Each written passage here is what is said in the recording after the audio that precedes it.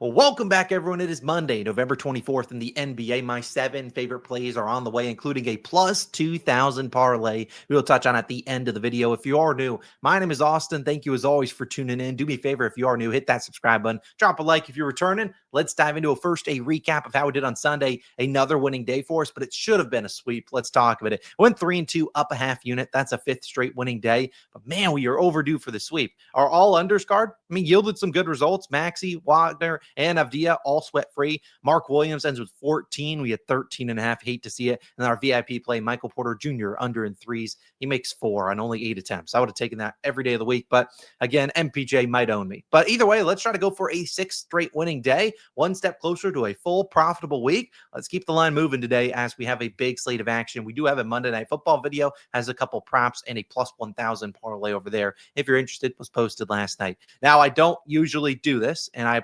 apologize in advance, but actually my best play of the day, a 2-unit play, is actually our Dub Club exclusive play. I don't normally make my favorite one back there. I normally they're all 1-unit plays, but today it is there. 2 units over in points plus assists. If you want to get it, you can join, get 50% off. The link is down below. It's less than $10 a month for your first month. Get on in there. It's a 2-unit over in points plus assists. Again, our Dub Club, you get some exclusive plays, usually at least one NBA play every single day. And when the NFL is on, we normally do 2 or 3 NFL exclusive plays for Sunday slates, and they've been printed. So again, if you want to join, it's less than $10 for your first month. We'll probably run, that will take you to basically Christmas. We'll run a Christmas promo. We'll run a 2026 promo. So again, now's the time, $10 for your first month. We'll run some exclusive promos when that's close to expiring. So again, you probably won't ever be paying $15 a month. So again, sign up if you want to. You can get that 2-unit play posted earlier today. Let's dive into the other plays in the video. First one, Josh Giddey. We're taking his over in assists. Now, I put 10 plus assists, which was plus 105 on BetMGM.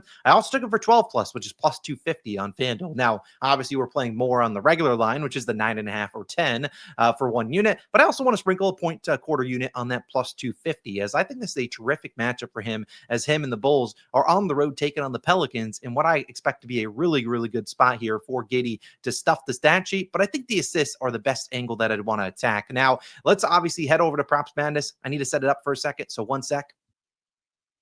All right, we're here on Props Madness. You guys know they're my favorite research tool. I'm on it every single morning. Again, you can sign up using my code COS if you want to. Save 25% off your first purchase. But you see Giddey, pretty solid hit rate, 8 of 14 games, not too shabby. What I really want to highlight, though, is when Kobe White plays. Now, they do have some other guys on their injury report. Patrick Williams, Okoro's out, Kevin Huerter. I don't really care about those guys. With Kobe White in the lineup, though, we've seen Giddey kind of turn into more of a facilitator. He's not looking to score as much. And as a result, we've seen him have 13 assists on 25 potential, 13 assists on 24 potential, and then 11 assists on 17 potential assists. 75, 80, 68, and 99 passes made. So again, dishing it a ton. Now, this match against the Pelicans, a pretty good one. They ranked 25th in assists per game allowed, 27th in defensive rating. You look at where Giddey gets his assists.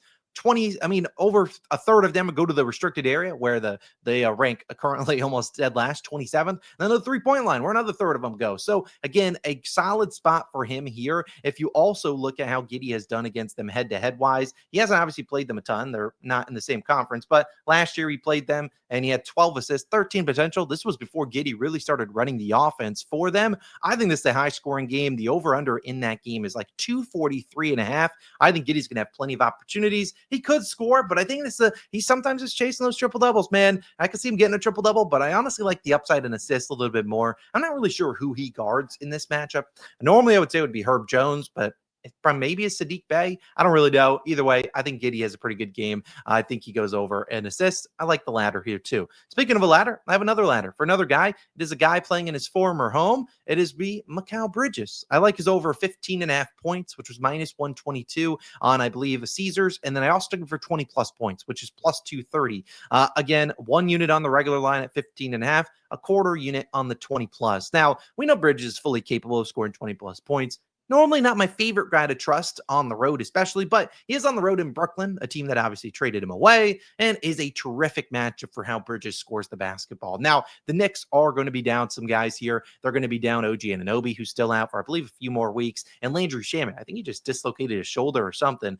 Get well soon to those guys. It doesn't really impact me here because I think Mikal Bridges is a terrific matchup. Now, if you've ever watched the Nets play, who are in a back-to-back, which this game could be a blowout, it's a 13.5 spread, but I think the Nets are a team that can keep this game competitive. We've seen them do that before. And the Knicks are normally not a team I trust on the road a whole lot, especially to blowout teams. Now, obviously, Mikal Bridges has been hit or miss this season, but I think this is a terrific spot, as I said, for him to get going. Now, like I said, Bridges over this line in 10 of 18 games, has a couple 20, that's over his last 20. If you look at just the season, 9 of 15. So again, pretty solid hit rate, couple 20-point games in here, 20, 24, 23, 22, 23. So some 20-point games in there. The real reason I like this is you look at how he scores. Spot up and transition. The Nets rank dead last in both of them. That's where Bridges scores 75% of his points. Now, where they are really good, you see pick and roll ball handler, they rank second. So again, we've seen in years past when Bridges has faced his former ball club, who, like I said, this Nets team, he scored 22 on 17 shots, 21 on 18 shots, 10, obviously shot 3 for 13, just not going to get it done, and 16 earlier this season. Now, only 8 field goal attempts there. What the heck happened? Well, for starters, they won by 36. Also, I believe Cat had Cat had 28 points. OG Anunoby had almost 20. Jordan Clarkson and Josh Hart both had double digits. So again, everyone else was cooking. But as I said, really good against pick and roll ball handlers. So not that I would advise to take this, but you've seen Jalen Brunson struggle recently scoring against them. It's just because they're double teaming him. So again, guys are going to be wide open. And I think with Mitch Robinson, Cat in there, I think you'll see Mikal get some open looks. I really do think it's a good upside spot for Bridges. Obviously, we're going to need him to knock down some shots, but I think he could realistically easily score 20 here. If he gets going over the regular line, I think he can go to 20 plus. So I like the value there.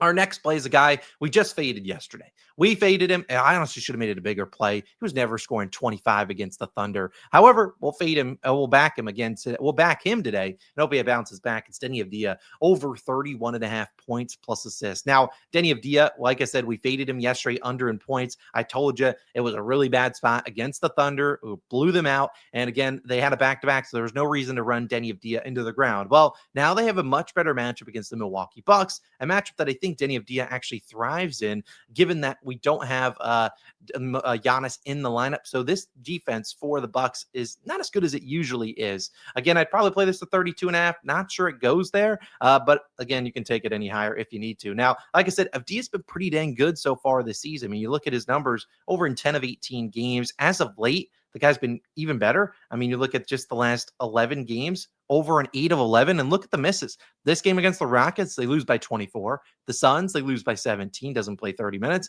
And then this game against the Thunder, obviously they get smoked. But you see games that are competitive, 40 minutes here. We're seeing 38. This game, 30, 9 minutes? So again, a lot of usage, and you have to talk about the injury report.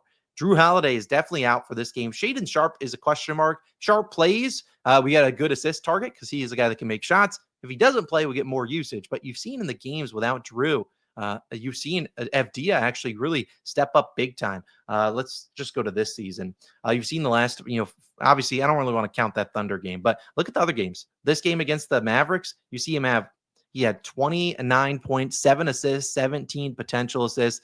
Obviously, not a great game here. Still shot 17 times in 29 minutes, had 11 potential assists. So he really could have came through there, but obviously they got blown out. And then 43 here, 28 potential assists. So a great game, 24 potential assists. So again, this is a guy that's kind of running this offense for him. Matchup-wise, about middle of the pack, good at getting to the free throw line. We've seen him do that before, so he could do that today.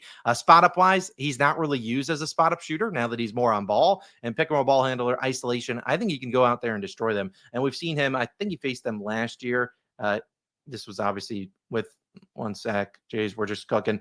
He had 32. So again, that was a game. Sure, he wasn't really used as well as he is used here. He was just coming over from the trade deadline. So I think this is a great spot for him. I think he can dominate them. I really like Deni Avdija's matchup here. Over 31.5 points plus assists.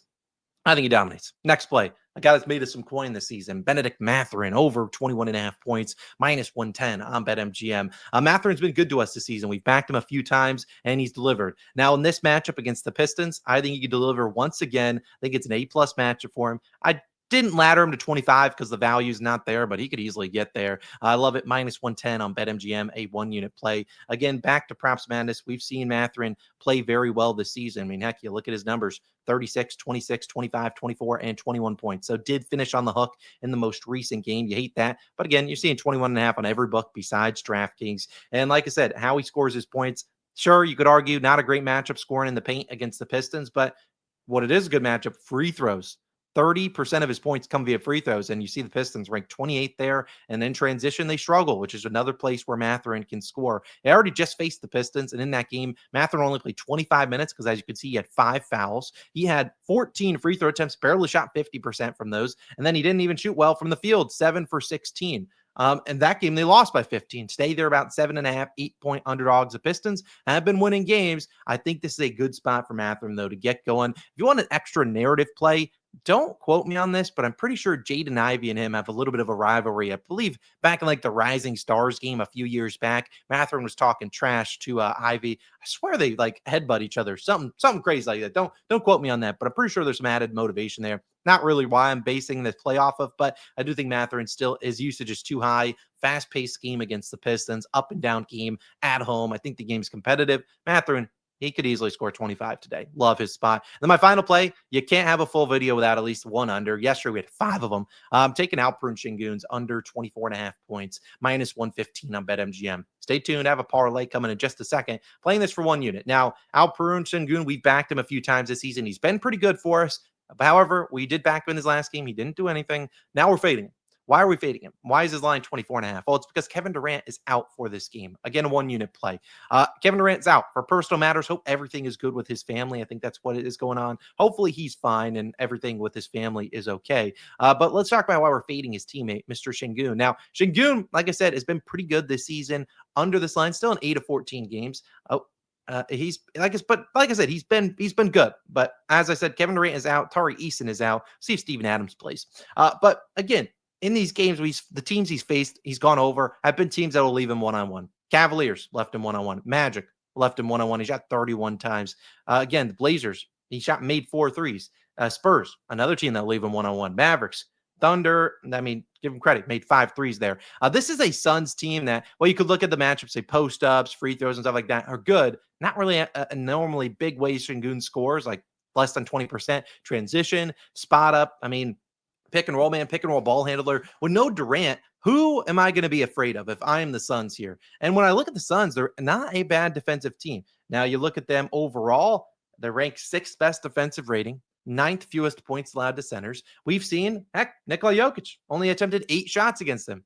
5 of 8. That was an earlier games in the season. But again, if I am the Suns here, this is a team predicated on trying to determine the best matchup or the best person they will be willing to lose on. Are we living with Sengun just dominating, going one-on-one on our centers? No. In fact, I would not be shocked if when you see this game start, Dylan Brooks, who has a revenge game here, he might be the one that suits up against Sengun. He's done it before. Or you could put Royce O'Neal on him, or you could put Ryan Dunn wherever he is. I don't know where he's living these days. He might have just gotten injured. I don't really know. But again, don't be shocked if one of those guys is guarding him. So again, if I am the Rock, if I'm the Suns, what I'm going to do is I'm going to face guard Sengun, make them either throw it over the top where you have Mark Williams waiting for him, or someone else beats us. Let Amen Thompson shoot. I mean, I just don't know who if I'm the Suns, we're double teaming him. Let someone else beat us. Let Josh Okogie make some open shots. Amen Thompson make open shots. Again, Steven Adams, if he's in the court, we're double teaming him because Steven Adams not really an offensive guy unless it's on the rebound. So again, I think there's a lot of ways that Sengun does not get 25 points. He could get 10 assists today. Wouldn't shock me at all. But I don't know if he's dropping a 25 piece. So I'll fade him. Boom. Simple as that. And finally, a plus 2,000 parlay. Let's talk all about it. You'll recognize all the plays. Let's talk with these ones. I'm playing this for just 0.1 unit. So 0.1 unit on it turns into 2. Heck, if it cashes, we probably had a big day. Mathurin and Mikal Bridges are in here for 1 or 2 less points. I took them for 20 plus and Bridges for 15 plus. Obviously, you can dig them at the regular line. Denny Avdija, the only one that I had 4 plus rebounds. I know it's weird. This was only a boost you could use on SGPXs, so we needed to pick a separate thing. Avdija has 4 plus rebounds in every single game this season except for 1. Good matchup for him. He's not going to have to guard Miles Turner, who will take Donovan Clingan out to the perimeter. Denny Avdija, I don't know who does he guard. Maybe Bobby Portis, maybe Kyle Kuzma. Like, sure, he should be down there to grab some boards. And then the other plays are all self-explanatory. So, but 0.1 unit on that puppy turns into 2. that cashes, man, we are in for a massive day. But either way, thank you for tuning in. Like I said, I have a Monday Night Football video on the screen. If you want to check it out, go do that. If you want to join the Dub Club 2-unit play, you'll get that one exclusive there. I don't post it anywhere else except for the Dub Club, and I do post it on YouTube in case you don't want to go to a separate app, but you have to become a Hall of Famer, which is a YouTube membership tier down below. It's the COS Hall of Famer one. But again, I can't give you discounts on that. So again, and I can't give you a refund if you ever wanted one or anything like that. Well, not a lot of flexibility with YouTube. But either way, thanks for tuning in. If we sweep the board and cash that plus 2,000 parlay, I don't know what I'll do, but I'll do something nuts. I'll jump in the pool outside, which is like 60 degrees. Either way, I'm out of here. Have a great day. Let's get it done. I'll see you guys back in the next one. Peace.